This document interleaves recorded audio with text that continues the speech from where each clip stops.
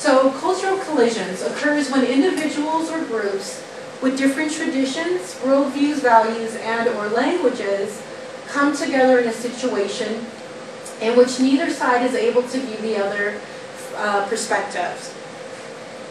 So, some examples of cultural collisions. How might the culture of the criminal justice system conflict with the cultural groups within our community?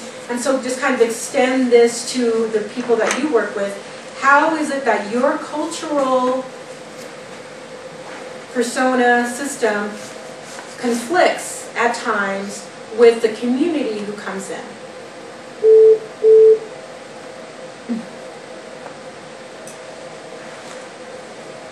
Any examples of cultural collisions?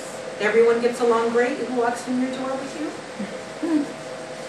I deal with a lot of sex offenders, so Okay. there's always a stigma there. I have a hard time because of the crime. And I used to have my kids and grandkids' pictures on my wall, and I don't anymore because a couple of them have said things and it disturbs me. So I have to be very careful on how I interact with them.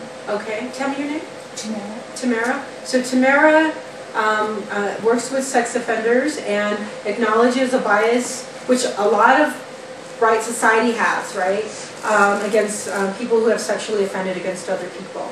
And so, one, that it's important that Tamara acknowledge that, as we all should if that's our issue, right? And then to figure out how then do I work past that bias, right? Because one of the things we know is that if we're going to make our community safer, people who have offended, regardless of what it has been, we have to figure out a way to work with them in a way that they can be more productive and stop hurting other people, right?